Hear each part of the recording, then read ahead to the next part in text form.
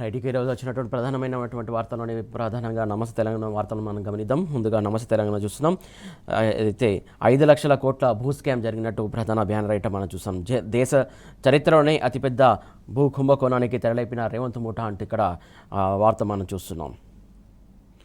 ఇదైతే HILTP పేరిట 9,292 ఎకరాలు మింగే కుట్ర చేశారంటూ కూడా కేటీఆర్ దీనికి సంబంధించి స్పందించాడు. దానికి సంబంధించి ఫైర్ అయినటువంటి సందర్భం, దానికి సంబంధించి వార్త మనం క్లియర్గా చూడొచ్చు. అన్నదమ్ములు అనుచరుల కోసమే పాలసీ తెచ్చిన రేవంత్ పాలసీ కేబినెట్ ఆమోదం పొందకముందే భూముల డీల్స్ జరిగాయి అంటూ కూడా ఇక్కడ చెప్తున్నటువంటి అంశం. లక్షల కోట్ల భూమిని అప్పనంగా అప్పగించేందుకు ప్లాన్ చేశారు అంటూ కూడా కేటీఆర్ స్పందించారు. దానికి సంబంధించి వార్త మనం చూస్తున్నాం. ప్రజల నుంచి సేకరించినటువంటి భూమి ప్రైవేటుకు సంతర్పణ. ఏదైతే ప్రజల నుంచి సేకరించినటువంటి భూమిని ప్రైవేటు వాళ్ళకు అప్పగించేందుకు కుట్రలు పన్నుతున్నారంటూ కూడా ఇక్కడ వార్త చూడొచ్చు. 30% SRO రేట్లకు రెగ్యులరైజ్, అలాగే అవినీతికి పరాకాష్ట ఇదే అంటూ కూడా కేటీఆర్ చెప్పిన సందర్భానికి సంబంధించి ఇక్కడ వార్త మనం చూడొచ్చు. బీఆర్ఎస్ ప్రభుత్వం వచ్చాక పాలసీ కేటాయింపులు రద్దు చేశారు. ఏదైతే మెగా భూ కుంభకోణంపై కేంద్రంలోని బీజేపీ స్పందించాలంటూ కూడా ఆయన డిమాండ్ చేశారు. రాష్ట్ర ప్రభుత్వం తక్షణమే పాలసీని ఉపసంహరించుకోవాలని కూడా ఆయన కోరుతున్నట్టు సందర్భం. దానికి సంబంధించి ఇక్కడ వార్త చూడొచ్చు మనం.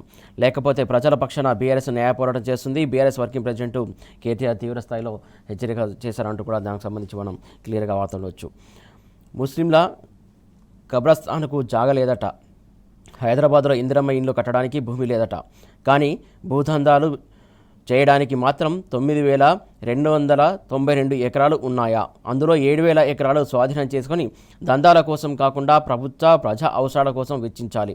లేదంటే వేలం వేసి వచ్చిన ఆదాయాన్ని ప్రజా సంక్షేమానికి వినియోగించాలి.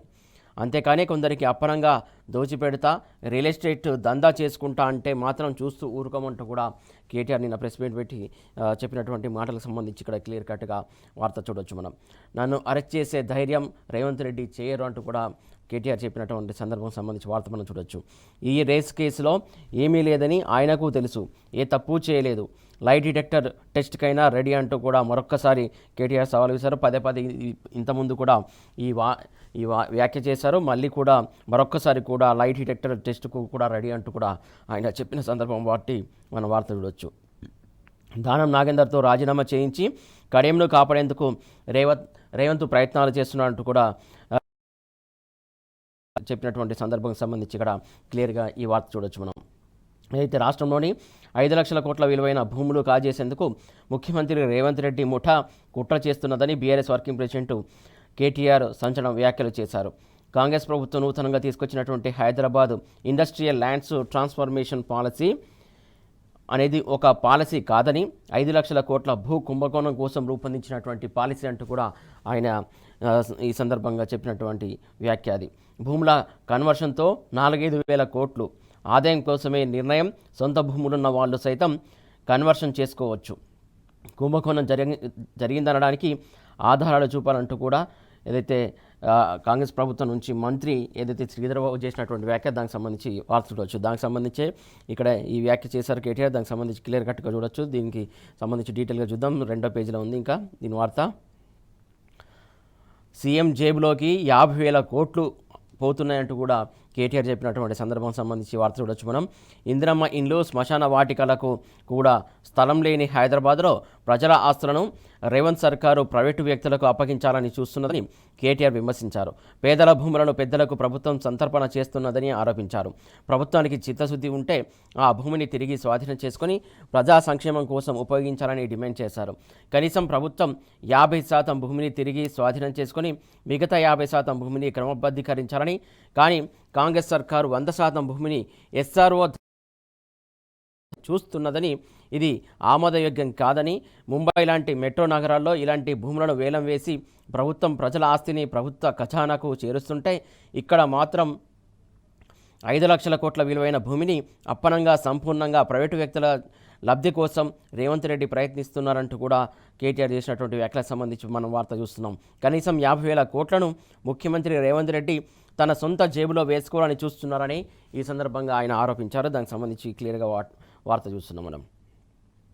ఏదైతే కేసీఆర్ హయాంలో అజమాబాదు పారిశ్రామిక భూములను క్రమబద్ధీకరించినప్పుడు ఎస్ఆర్ఓ రేట్ల కంటే 100% నుంచి 200% అధికంగా చెల్లించాలని ఒక చట్టం చేశాం. కానీ కాంగ్రెస్ ప్రభుత్వం ఎస్ఆర్ఓ రేటులో కేవలం 30% చెల్లిస్తే చాలు భూ కేటాయింపులు చేయాలని చూస్తున్నది.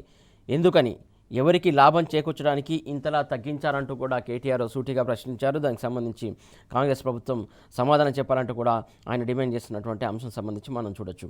ముందు మూసీ నది తీరంలోని భూములు, తర్వాత మెట్రో రైలు భూములు, ఆ తర్వాత లగచర్ల గిరిజనుల భూములు, అనంతరం యూనివర్సిటీ ఆఫ్ హైదరాబాద్ భూములు, ఇప్పుడు 9,292 ఎకరాల పారిశ్రామిక భూములు.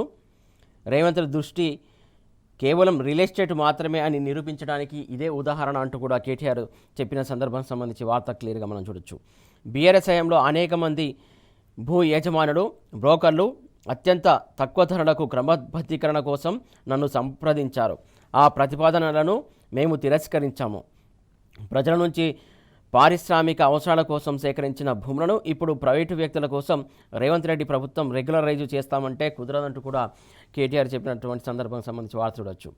ఏదైతే హెచ్ఐఎల్టీపీ పాలసీ కింద భూమి కొనుగోలు చేసే పారిశ్రామికవేత్తలు, డెవలపర్లు భవిష్యత్తులో తీవ్రమైన న్యాయ లావాదేవీలు నిలబడవు. బీఆర్ఎస్ తిరిగి అధికారంలోకి వచ్చిన తర్వాత ఆ భూమిని తిరిగి తీసుకుంటాం, పూర్తి స్థాయి విచారణలు జరుపుతాం. ఈ భూ కుంభకోణంలో పాల్గొన్న ప్రతి ఒక్కరికి చర్యలు తీసుకుంటామంటూ కూడా కేటీఆర్ హెచ్చరించిన సందర్భానికి సంబంధించి వార్త చూడొచ్చు.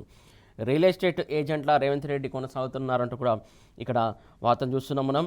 ఏదైతే ముఖ్యమంత్రి రేవంత్ రెడ్డి పాలన కంటే రియల్ ఎస్టేట్ ప్రయోజనాలకి అధిక ప్రాధాన్యం ఇస్తున్నారని కేటీఆర్ మండిపడ్డారు. ముందు మూసీ నది తీరంలోని భూములు, తర్వాత మెట్రో రైలు భూములు, ఆ తర్వాత లగచర్ల గిరిజనుల భూములు, అనంతరం యూనివర్సిటీ ఆఫ్ హైదరాబాద్ భూములు, ఇప్పుడు 9,292 ఎకరాల పారిశ్రామిక భూములు.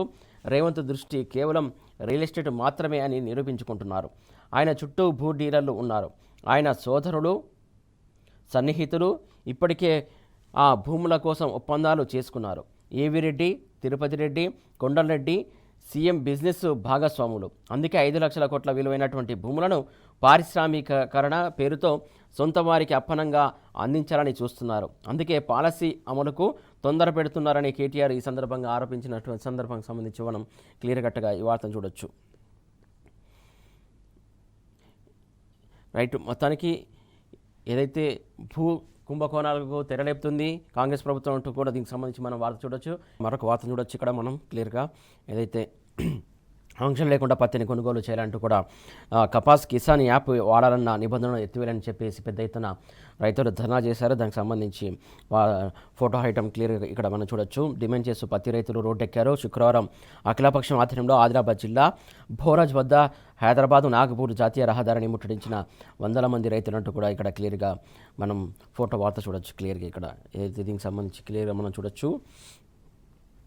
కదం తొక్కిన కాటన్ రైతు అంటూ కూడా ఈ వార్తను చూడొచ్చు. కేంద్ర రాష్ట్ర ప్రభుత్వాల తీరుపై కర్షకుల ఆగ్రహం. ఆదిలాబాద్ జిల్లాలో జాతీయ రహదారి దిగ్బంధం. 100ల సంఖ్యలో పాల్గొని నిరసన తెలిపిన రైతులు పత్తి కొనుగోలులో ఆంక్షలు ఎత్తివేయాలని కూడా వారు డిమాండ్ చేశారు.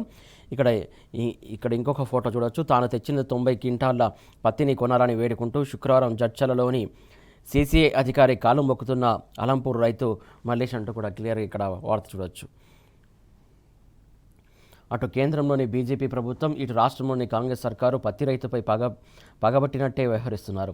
ఇప్పటికే వానలతో ఆగమైనటువంటి రైతును అనేక ఆంక్షలు, అక్కరకు రాని కొర్రీలతో దగా చేస్తున్నాయి.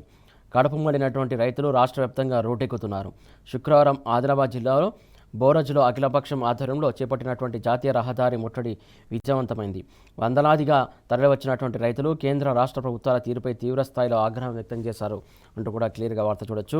పత్తి కొనాలని అధికారి కాళ్లపై పడినటువంటి అలంపూర్ రైతు, తీరని యూరియా గోస, పాలకుర్తిలో తోపులాట, రుణమాఫీ కాలేదని ఆవేదన, ఆటోపై పోస్టరు, అలాగే పోడు భూములు లాక్కోవద్దంటూ కూడా ఆదివాసీల ధర్నా, అధికారులను నిర్బంధించినటువంటి ట్రిపుల్ ఆర్ బాధితులు అంటూ కూడా క్లియర్ కట్గా ఇక్కడ వార్త చూడొచ్చు. ఆదిలాబాద్లో జాతీయ రహదారి దిగ్బంధం. పెద్ద సంఖ్యలో తరలి వచ్చినటువంటి నిరసన తెలిపినటువంటి రైతులు కొనుగోలులో నిబంధనలు ఎత్తివేయాలని వారు డిమాండ్ చేశారు. దీనికి సంబంధించి మరొక ఫోటో క్లియర్గా చూడొచ్చు. ఆదిలాబాద్ జిల్లాలో ఆందోళనలో పాల్గొన్న మాజీ మంత్రి జోగు రామన్న, అఖిలపక్షం నాయకులు. ఏదైతే రైతులు చేస్తున్నటువంటి నిరసనకు బీఆర్ఎస్ పార్టీ మద్దతు తెలిపింది. అలాగే మాజీ మంత్రి జోగు రామన్న కూడా వారికి మద్దతు తెలుపుతూ రోడ్డు ఆయన కూర్చుని నిరసన తెలుపుతున్నటువంటి ఫోటో క్లియర్గా మనం చూడొచ్చు. ఏదైతే సీసీఐకి అమ్మిన మద్దతు ధర రాలే అంటూ కూడా వార్త చూడొచ్చు. ఏదైతే ఒక రైతు ఆవేదన, నేను ఆదిలాబాద్ మార్కెట్కు పత్తిని విక్రయించేందుకు తీసుకుపోయిన తేమ ఎక్కువ ఉందని సీసీఐ సిబ్బంది కొనలేదు. మార్కెట్ యార్డులో పంటను ఆరబెట్టిన మరుసటి రోజు పంటను సీసీఐ పంటను కొనుగోలు చేసింది. తేమే అధికంగా ఉందని తక్కువ ధర ఇచ్చారు. రైతులు నష్టపోకుండా మద్దతు ధర క్వింటాలకు 8,110 పంటను కొంటామని ప్రభుత్వాలు చెబుతున్నాయి. మార్కెట్ యార్డుల్లో మాత్రం ఆ ధర రావట్లేదని చెప్పేసి ఏదైతే కాంతారావు అనే రైతు, ఆయన ఊరు తర్నం బోరాజ్ మండలం, ఏదైతే ఆయననే ఆవేదన వ్యక్తం చేస్తున్నటువంటి సందర్భం, దానికి సంబంధించి క్లియర్గా వార్త మనం చూడొచ్చు. అయితే పంటలు కొనేందుకు కేంద్ర రాష్ట్ర ప్రభుత్వాలు అమలు చేస్తున్నటువంటి నిబంధనలకు నిరసనగా శుక్రవారం ఆదిలాబాద్ జిల్లా బోరాజ్ వద్ద హైదరాబాద్ నాగ్పూర్ జాతీయ రహదారిపై అఖిలపక్షం ఆధ్వర్యంలో రైతులు పెద్ద ఎత్తున ఆందోళనకు దిగారు. జిల్లాలోని వివిధ ప్రాంతాల నుంచి రైతులు పెద్ద సంఖ్యలో తరలివచ్చారు. అఖిలపక్షం నాయకులతో పాటు రైతులు జాతీయ రహదారిపై బైఠాయించారు. బీఆర్ఎస్తో పాటు పలు రాజకీయ పార్టీలు, రైతు సంఘాల నాయకులు ఈ ఆందోళనలో పాల్గొన్నారు. పీఎం జూటా, సీఎం జూటా, దోన్ మిల్కే, కాస్కర్కో లూటా అంటూ నినదించారు అక్కడ రైతులు అంటూ కూడా ఇక్కడ క్లియర్గా వార్తను మనం చూడొచ్చు.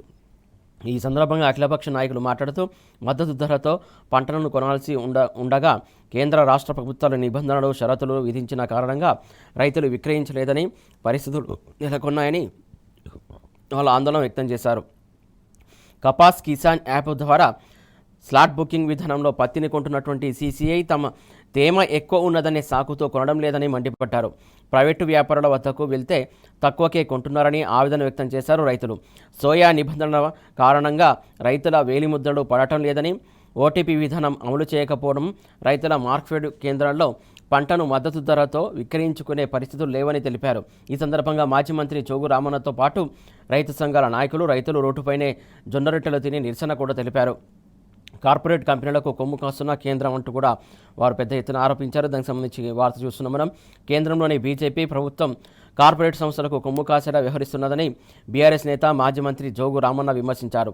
పత్తి, సోయా పంటల కొనుగోళ్లలో కేంద్ర రాష్ట్ర ప్రభుత్వాల వైఖరిని నిరసిస్తూ చేపట్టినటువంటి జాతీయ రహదారి దిగ్బంధం విజయవంతమైందని అన్నారు. రెండు ప్రభుత్వాలను కదిలించేలా ధర్నా నిర్వహించినట్టు తెలిపారు. తేమ నిబంధనల పేరిట సీసీఐ పత్తిని కొనడం లేదని, అయితే స్థానిక BJP MP Nagesh, MLA Payal Shankar ఏమాత్రం పట్టించుకోవడం లేదని మండిపడ్డారు. రైతుల అఖిలపక్షం ఆందోళన నేపథ్యంలో ఎమ్మెల్యే పాయల్ శంకర్ ముఖ్యమంత్రితో కలిసి కేంద్ర మంత్రిని కలిసి వినతి పత్రం ఇచ్చినట్టు కూడా చెప్పారు. దానికి సంబంధించి క్లియర్గా మనం చూడొచ్చు వార్తను. రైట్, ఇంకా మిగతా వార్తను చూసే ప్రయత్నం చేద్దాం. భారీగా ఐపీఎస్ల బదిలీలు, 32 మంది అధికారులకు స్థానచలనం జరిగింది. వెయిటింగ్లో ఉన్నటువంటి 3 కూడా పోస్టింగ్ అంటూ కూడా ఇక్కడ వార్త చూడొచ్చు మనం క్లియర్గా. నేడు రిజర్వేషన్ల జీవో అంటూ కూడా మరొక వార్త చూస్తున్నాం. రేపు ఎల్లుండి రిజర్వేషన్ల ఖరారు, ఎన్నికలకు సంసిద్ధంపై హైకోర్టుకు వివరణ, ఎస్ఈసికి కూడా లేక 25న క్యాబినెట్ భేటీ జరగబోతుంది. అలాగే 26న పంచాయతీ ఎన్నికల షెడ్యూల్ రాబోతుంది అంటూ కూడా ఇక్కడ మనం క్లియర్గా వార్త చూడొచ్చు. ఇంకా మిగతా వార్తను చూద్దాం. ఏదైతే నేడు రిజర్వేషన్ల జీవో అంటూ కూడా మరొక వార్త చూస్తున్నాం. రేపు ఎల్లుండి సర్పంచ్, వార్డు స్థానాలకు రిజర్వేషన్ల ఖరారు అంటూ కూడా వార్త చూస్తున్నాం. ఎన్నికలకు సంసిద్ధతపై హైకోర్టుకు వివరణ, ఎస్ఈసికి లేక ఏదైతే 25న క్యాబినెట్ భేటీ జరగబోతుంది, 26న పంచాయతీ ఎన్నికల షెడ్యూల్ రాబోతుందంటూ కూడా వార్త చూస్తున్నాం. రాష్ట్రంలో పంచాయతీ ఎన్నికల నిర్వహణకు ప్రభుత్వం సర్వం సిద్ధం చేస్తున్నది. గ్రామ పంచాయతీ, వార్డు స్థానాల రిజర్వేషన్లకు సంబంధించినటువంటి విధి విధానాలను పంచాయతీరాజ్ గ్రామీణాభివృద్ధి శాఖ ఇప్పటికే ఖరారు చేసిందంటూ కూడా వార్త చూస్తున్నాం. ఇందుకు సంబంధించినటువంటి జీవోను శనివారం విడుదల చేయనున్నట్లు కూడా అధికారులు చెప్తున్నట్టు కూడా ఇక్కడ వార్త చూస్తున్నాం. ఇక మరొక వార్త చూడొచ్చు. ఇక్కడ కోటా కుదిస్తే కొట్లాటే, కాంగ్రెస్కు గుణపాఠం తప్పదు అంటూ కూడా మరొక వార్త చూస్తున్నాం. బీసీ జేఏసీ భేటీలో నేతల హెచ్చరిక, రిజర్వేషన్ల తగ్గింపుపై తీవ్ర ఆగ్రహం, సర్కారుది తీరని ద్రోహం అంటూ కూడా ఆర్ కృష్ణయ్య ఆరోపించినటువంటి వార్త చూస్తున్నాం. కాంగ్రెస్ది నయవంచన అంటూ కూడా ఏదైతే మరొకరు వ్యాఖ్యానించినటువంటి సందర్భం చూస్తున్నాం. ఐక్యపోర్ అంటూ కూడా ఆర్ నారాయణమూర్తి కూడా చెప్తున్నటువంటి వార్తను క్లియర్గా చూడొచ్చు. ఏదైతే హోటల్ అశోకలో శుక్రవారం జరిగినటువంటి బీసీ నేతల రౌండ్ టేబుల్ సమావేశంలో ఎంపీ ఆర్ కృష్ణయ్య, మాజీ స్పీకర్ మధుసూదనాచారి, బీసీ కమిషన్ మాజీ చైర్మన్ వకలాభరణం, సినీ దర్శకులు ఆర్ నారాయణమూర్తి, శంకర్ ఉన్నారు. దీనికి సంబంధించి ఫోటో ఐటమ్ మనం క్లియర్గా చూడొచ్చు. కోటా కుదిస్తే కొట్లాట అంటూ కూడా క్లియర్ కట్గా ఈ వార్తను చూడొచ్చు. కాంగ్రెస్కు గుణపాఠం తప్పదు. బీసీ జేఏసీ సమావేశంలో వక్తల హెచ్చరిక. స్థానికంలో బీసీ రిజర్వేషన్ల కోటా తగ్గింపుపై తీవ్ర మండిపాటు. బీసీలకు రేవంత్ రెడ్డి సర్కారు తీరని ద్రోహం చేస్తుందంటూ కూడా ఆర్ కృష్ణయ్య మండిపడ్డారు. దానికి సంబంధించి వార్త చూస్తున్నాం. కాంగ్రెస్ పార్టీది మొదటి నుంచి నయవంచనే అంటూ మధుసూదనాచారి ఆరోపించారు. దానికి సంబంధించి కూడా వార్త చూస్తున్నాం. బీసీలు ఐక్యంగా ఉద్యమించాలి అంటూ కూడా ఆర్ నారాయణమూర్తి కూడా పిలిపించారు. దానికి సంబంధించి క్లియర్గా ఇక్కడ వార్త చూడొచ్చు. అదైతే బీసీలకు కాంగ్రెస్ అవమానం చేస్తుందంటూ మధుసూదనాచారి చేసినటువంటి వ్యాఖ్యలకు సంబంధించి ఇక్కడ వార్త చూడొచ్చు క్లియర్గా. బీసీ రిజర్వేషన్లు 22% తగ్గించి రాష్ట్రంలోని 2 కోట్లకు పైగా ఉన్న బీసీలను కాంగ్రెస్ అవమానపరిచిందని శాసనమండలి బీఆర్ఎస్ పక్ష నేత సిరికొండ మధుసూదనాచారి విమర్శించారు. అందుకు తగిన గుణపాఠం తప్పదని హెచ్చరించారు. మార్చిలోగా ఎన్నికలు పూర్తి చేయకపోతే 3,000 కోట్లు వృధా అవుతాయని సీఎం పేర్కొనడం సిగ్గుచేటని మండిపడ్డారు. బడ్జెట్ కంటే బీసీ రిజర్వేషన్ల అమలే ముఖ్యమని తెలిపారు. మార్చికి ఇంకా 4 నెలలు సమయం ఉన్నదని, హైకోర్టులోని కేసు నెలలోగా పూర్తవుతుందని వివరించారు. ఆలోగా అఖిలపక్షం పార్టీలతో కలిసి వెళ్లి ప్రధానితో చర్చలు జరిపి సమస్య పరిష్కారానికి చొరవ చూపొచ్చని తెలిపారు. కానీ అవేవి కాంగ్రెస్ సర్కారు చేయకుండా మాట మార్చడం నయవంచన విధానాలకు నిదర్శనమని నిప్పులు చెరిగారు వారు. ఏదైతే స్థానిక ఎన్నికల్లో 42% బీసీ రిజర్వేషన్లను 22% కుదిస్తూ రాష్ట్రంలోని కాంగ్రెస్ ప్రభుత్వం తీసుకున్నటువంటి నిర్ణయాన్ని తక్షణమే ఉపసంహరించుకోవాలని, లేదంటే 2 కోట్ల మంది బీసీల నుంచి కాంగ్రెస్కు గుణపాఠం తప్పదంటూ కూడా వారు హెచ్చరించారు.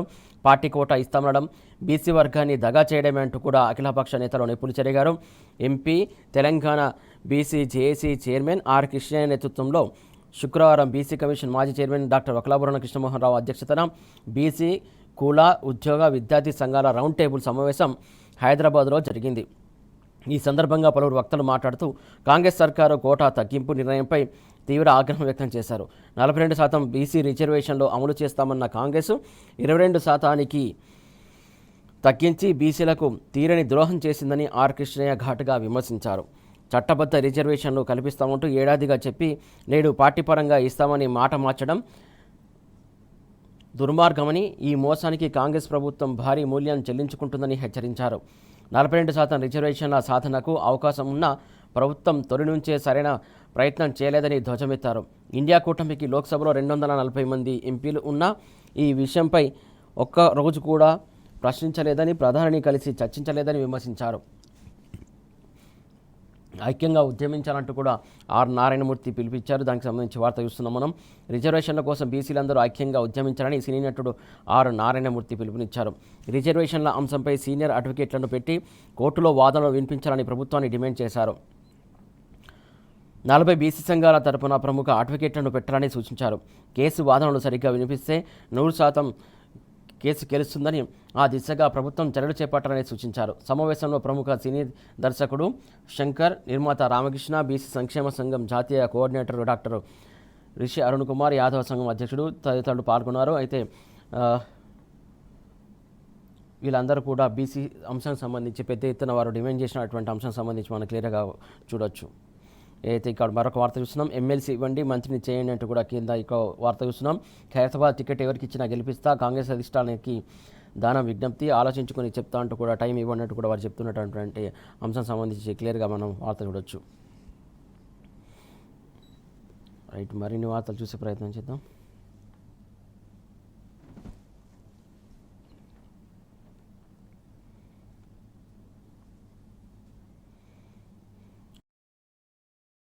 కలిసే కేటీఆర్పై కుట్ర చేస్తుందంటూ కూడా ఇక్కడ మరొక వార్త చూస్తున్నాం. అభద్రతా భావంతోనే అక్రమ కేసు, ఫార్ములా ఈ రేసు కేసు ఎఫ్ఐఆర్లో అసలు అవినీతి ప్రస్తావన లేదంటూ కూడా ఏదైతే బీఆర్ఎస్ అధికార ప్రతినిధి మన్నె క్రిషాంక్ డిమాండ్ చేశారో దానికి సంబంధించి ఇక్కడ క్లియర్గా మనం వార్త చూడొచ్చు. సీఎం రేవంత్ బోగస్ ఒప్పందాలపై కేంద్రమే విచారణ జరిపించాలంటూ కూడా ఆయన డిమాండ్ చేశారు. ఏదైతే బీజేపీ కలిసే బీఆర్ఎస్ వర్కింగ్ ప్రెసిడెంట్ కేటీఆర్పై కుట్రలు చేస్తున్నారని బీఆర్ఎస్ అధికార ప్రతినిధి మన్నె క్రిషాంక్ మండిపడ్డారు. హైదరాబాద్లోని తెలంగాణ భవన్లో శుక్రవారం ఆయన విలేకరులతో మాట్లాడారు. ప్రభుత్వ తీరును ప్రభుత్వ తీరుపై తప్పుపట్టారు. మొదట ఏసీబీ, తర్వాత ఈడీ, మళ్ళీ ఏసీబీ విచారణ అంటూ వెబ్ సిరీస్ నడుపుతున్నారని ఆయన ఎద్దేవా చేశారు. అంతర్జాతీయ ఈవెంటు ఫార్ములా ఈ రేసును దేశంలోనే తొలిసారిగా హైదరాబాద్కు తెచ్చినటువంటి కేటీఆర్ను టార్గెట్ చేయడం దుర్మార్గమని మండిపడ్డారు. ఫార్ములా ఈ కారు రేసు కంపెనీకి నగదు చెల్లింపుల్లో ఎలాంటి అవినీతి జరగలేదని స్పష్టం చేశారు. ఎఫ్ఐఆర్లోనూ అవినీతి ప్రస్తావనే లేదని గుర్తు చేశారు. సదరు ఈవెంట్ కంపెనీ తనకు లంచం చూపిందని అసెంబ్లీ సాక్షిగా ఆరోపణలు చేసినటువంటి సీఎం ఈ విషయంపై దర్యాప్తు సంస్థలకు ఎందుకు ఫిర్యాదు చేయలేదని ప్రశ్నించారు. ఫార్ములా ఈ రేసును క్రమం తప్పకుండా నిర్వహిస్తే కేటీఆర్కు మంచి పేరు వస్తుందనే ప్రతిష్టాత్మక ఈవెంట్ను నిలిపివేశారని మండిపడ్డారు. ఓర్వలేకే కక్ష సాధింపు. కేటీఆర్ అనేక భాషల్లో అనర్గళంగా మాట్లాడతారని, దేశ రాష్ట్ర ఖ్యాతిని ఎలుగెత్తి చాటడాన్ని ఓర్వలేకనే సీఎం రేవంత్ కక్ష సాధింపు చర్యలకు దిగుతున్నారని ఆయన మండిపడ్డారు. ఏదైతే అభద్రతా భావంతో చిల్లర చేష్టలకు దిగుతున్నారని మండిపడ్డారు. ఫార్ములా ఈ రేస్తో 700 కోట్ల పెద్దలు గుర్తుంచుకోవాలని హితవు పలికారు. ఇప్పటికైనా ప్రతీకార రాజకీయాలు పక్కనబెట్టి పెట్టుబడుల ఆకర్షణపై దృష్టి పెట్టాలని డిమాండ్ చేశారు. మంకిన్ భయతో బోగస్ ఒప్పందం. ఏదైతే సీఎం రేవంత్ రెడ్డి బోగస్ కంపెనీలతో ఒప్పందాలు కుదుర్చుకుంటూ అవినీతి పర్వానికి తెలలేపారని క్రిషాంక్ ఆరోపించారు. కేవలం 1,00,000 మూలధనం కలిగి యతిరాజం మధుశేషు అనే సీఏ పేరిట రిజిస్టర్ అయినటువంటి మంకిన్ బయో కంపెనీతో గత జూన్లో 345 కోట్లు పెట్టుబడులు పెట్టేలా అగ్రిమెంట్ చేసుకోవడమే ఇందుకు నిదర్శనమని ఆయన మండిపడ్డారు. పిల్లగాడు పుట్టక ముందే వ్యవహారం ఉన్నదని ఎద్దేవా చేశారు. కేసులు పెట్టాల్సింది ఫార్ములా ఈ రేస్ తెచ్చినటువంటి కేటీఆర్పై కాదని, బోగస్ కంపెనీల పేరిట భాగవతాలు నడుపుతున్నటువంటి వారిపైన కేసులు పెట్టాలంటూ కూడా ఆయన డిమాండ్ చేశారు. దానికి సంబంధించి ఇక్కడ క్లియర్గా మనం ఈ వార్తను చూడొచ్చు.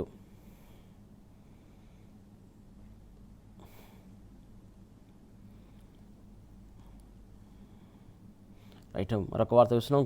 కేటీఆర్పై కాంగ్రెస్ కక్ష సాధింపు అంటూ కూడా జనగామ ఎమ్మెల్యే పల్లా రాజేశ్వరరెడ్డి ఆరోపించినటువంటి వార్త చూస్తున్నాం. కేటీఆర్ చేయుత అంటూ కూడా ఇక్కడ ఫోటో ఐటమ్ చూస్తున్నాం. రాజన్న సిరిసిల్ల జిల్లాలోని ప్రభుత్వ హాస్టళ్లలో ఉంటున్నటువంటి 1,200 మంది విద్యార్థులకు గిఫ్ట్ ఏ స్మైల్ కింద దుప్పట్టు పంపిణీ చేశారు బీఆర్ఎస్ వర్కింగ్ ప్రెసిడెంట్ కేటీఆర్. దానికి సంబంధించి వార్త చూస్తున్నాం. చలితో కప్పుకోవడానికి విద్యార్థులు సర్కారు కనీసం దుప్పట్లు కూడా సరఫరా చేయలేదు. ఈ విషయం కేటీఆర్ తెలుసుకోగా వారికి అండగా నిలిచి వారికి దుప్పట్లు పంపిణీ చేశారంటూ కూడా ఇక్కడ వార్త చూస్తున్నాం. మనం మరొక వార్త చూస్తున్నాం. లై డిటెక్టర్ టెస్టుకు రామేమంటూ కూడా రేవంత్కు సంబంధించినటువంటి ఏదైతే మాజీ మంత్రి కొప్పుల ఈశ్వర ధ్వజం ఎత్తారో దానికి సంబంధించి ఇక్కడ వార్త చూస్తున్నాం. బీఆర్ఎస్ వర్కింగ్ ప్రెసిడెంట్ కేటీఆర్ సవాల్కు తోక ముడిచినటువంటి సీఎం, అలాగే వైఫల్యాలను చూపుతున్నందుకే కేటీఆర్పై కాంగ్రెస్ సర్కారు కక్ష సాధింపు చేస్తుందంటూ కూడా వార్త చూస్తున్నాం. మనం ఏదైతే ఫార్ములా ఈ రేస్ కేసుకు సంబంధించి లై డిటెక్టర్ టెస్టుకు రావాలన్న కేటీఆర్ డిమాండ్పై సీఎం రేవంత్ రెడ్డి తోక ముడిచారని మాజీ మంత్రి కొప్పుల ఈశ్వర్ ఒక ప్రకటనలో విమర్శించారు. సర్కారు వైఫల్యాలను ఎత్తి చూపుతున్నందుకే కేటీఆర్పై కాంగ్రెస్ సర్కారు కక్ష సాధింపు చర్యలకు దిగుతున్నదని, అందులో భాగంగానే ప్రాసిక్యూషన్కు గవర్నర్ అనుమతి ఇచ్చారని ఆరోపించారు. సీఎం రేవంత్ రెడ్డి ప్రతీకారం తీర్చుకోవాలనే ఉద్దేశంతోనే కేటీఆర్పై ఈ రేసు కేసును మళ్లీ తెరపైకి తెచ్చారని మండిపడ్డారు. కేంద్రంలోని బీజేపీతో చీకట్లో చేతులు కలిపి బీఆర్ఎస్పై కాంగ్రెస్ కుట్రలు చేస్తున్నదని ధ్వజమెత్తారు. ఈ కేసులో చట్టపరమైన స్థిరత్వం, వాస్తవ ఆధారాలు, సాక్ష్యాలు లేవని తెలిపారు. 2 ఏళ్లుగా ఈ రేస్ కేసుపై విచారణ పేరిట సాగదీస్తున్నటువంటి కాంగ్రెస్ ప్రభుత్వం సాధించింది ఏమీ లేదని చెప్పారు. స్థానిక ఎన్నికల్లో బీఆర్ఎస్ను దురుద్దేశంతోనే కాంగ్రెస్ నాయకులు కుట్రలకు దిగుతున్నారని తెలిపారు. హైదరాబాద్ బ్రాండ్ ఇమేజ్ని పెంచినటువంటి కేటీఆర్పై ఇటు రేవంత్ రెడ్డి, అటు బీజేపీ అక్రమ కేసులతో ఇరుకున పెట్టాలని చూస్తున్నట్టు విమర్శించారు. కేటీఆర్ను ప్రజాక్షేత్రంలో ఎదుర్కొనే దమ్ము లేకనే ఇలాంటి కుట్రలకు తెగబడుతున్నారని పేర్కొన్నారు. దేశవ్యాప్తంగా బద్ధశత్రువులైనటువంటి కాంగ్రెస్, బీజేపీలు తెలంగాణ మాత్రం అన్నదమ్ములని బంధం తేటతెల్లమైందని చెప్పేసి మాజీ మంత్రి కొప్పుల ఈశ్వర్ చెప్పినట్టు సందర్భం సంబంధించి ఇక్కడ మనం క్లియర్గా వార్త చూస్తున్నాం.